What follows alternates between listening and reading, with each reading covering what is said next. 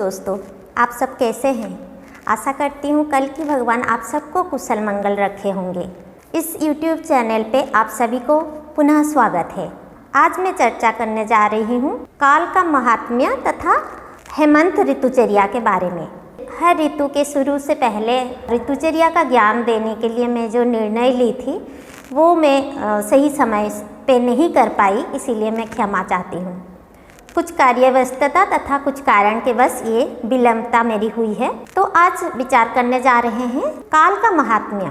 आयुर्वेद में काल का महात्म्य बहुत ही है, क्योंकि जो कहा गया है हमारी मात्रा कालाश्रया युक्ति सिद्धि युक्तर प्रतिष्ठिता, मतलब हमारी चिकित्सा की सफलता युक्ति के ऊपर निर्भर करता है और युक्ति मात्रा और काल के ऊपर निर्भर करता है। अतः जो भी चिकित्सा में हम औषधि का प्रयोग करते हैं, अगर वो उचित मात्रा में और उचित काल में ना दे, भले ही वो हमारी अप्रोप्रिएट दवाई हो, फिर भी सफलता उसमें कम मिलती है, या फिर कहें तो हमें जो एक्सपेक्टेड रिजल्ट नहीं मिलता है।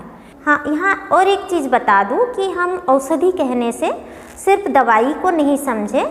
हमारे शास्त्र के हिसाब से औषधि का मतलब सारे ड्रग्स को कहा गया है, जो कि द्रव्याणि पुनः औषधय तास्तु द्विविधा स्थावरा जंगमा, मतलब जो हमारी पूरे स्थावर मीन्स प्लांट किंगडम एवं जंगम मीन्स एनिमल किंगडम, ये सारे द्रव्य हैं और यही हमारे औषधि हैं।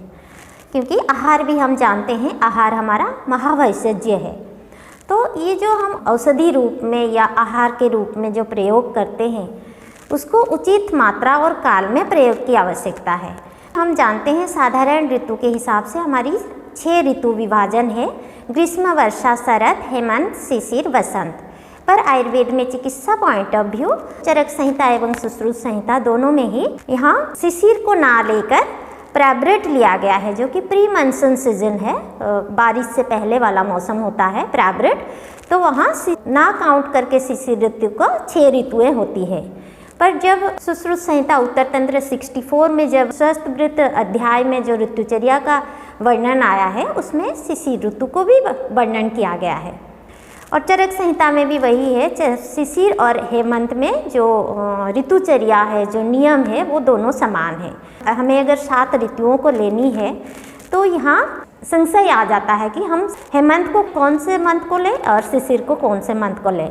सुश्रुत संहिता में साधारण ऋतु का विभाग किया गया है। उसके बाद मेंशन हुआ है क्लियरली कि यहाँ पर पौष और माघ महीना को हेमंत ऋतु के हिसाब से लिया गया है।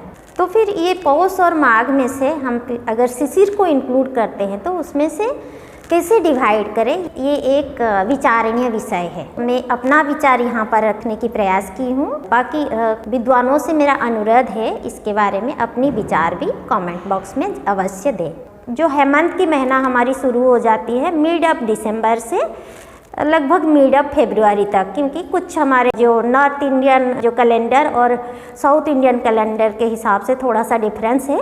कहीं कहीं 19 दिसंबर से, कहीं कहीं 22 दिसंबर से शुरू हुआ है। तो तब से लेकर ये हमारी मिड ऑफ फरवरी मतलब 19 फरवरी तक या फिर 28 फरवरी तक, जो कि नॉर्थ इंडिया कैलेंडर के हिसाब से लिया गया है। जबकि साउथ इंडियन कैलेंडर के हिसाब से यह 14 मार्च से शुरू हो रहा है जो बसंत ऋतु, मतलब तब तक ये हेमंत ऋतु चलता है। तो इस पीरियड को ही हम 2 मंथ में डिवाइड कर सकते हैं। जो इनिशियल कोल्ड रहती है मिड ऑफ दिसंबर से मिड ऑफ जनवरी तक हम हेमंत के हिसाब से ले सकते हैं, और मिड ऑफ जनवरी से मिड ऑफ फरवरी तक जो हम शिशिर ऋतु के हिसाब से ले सकते हैं।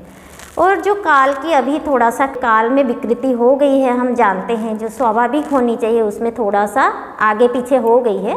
कहीं कहीं से अलग अलग जगह के हिसाब से भी थोड़ा बहुत इसमें अंतर रहती है। काल के जो लक्षण है उसके हिसाब से भी हम निर्धारण कर सकते हैं। तो यही कन्फ्यूजन को मिटाने के लिए इसी के बारे में थोड़ा मैं विलम्ब हो गई अपना, लगभग ये थोड़ा क्या बहुत ही विलम्ब हो गई। अभी हमारी जो हेमंत ऋतु कहें या शिशिर कहें वो ख़त्म होने जा रही है, फिर भी ये आगे अगले साल के लिए यूज़फुल हो जाएगी। तो हम चर्चा करने जा रहे हैं हेमंत ऋतुचर्या में जो आहार और विहार कहा गया है, कौन सी डाइट लेनी चाहिए। इसमें क्या होता है, जो बाहरी ठंडी हवा के कारण, ठंड के कारण हमारे शरीर की अग्नि वृद्धि हो जाती है, हमारी भूख अच्छी हो जाती है, जिसके कारण और ये ठंड के कारण शरीर में ड्राइनेस बढ़ती है। इसलिए मधुर, अम्ल, लवण एवं कटु तिक्त रस भी साथ में लेने के लिए कहा गया है। मीठा चीज़ लेना चाहिए इस टाइम में, मधुर चीज़, अम्ल चीज़ जो खट्टा और नमकीन चीज़ें।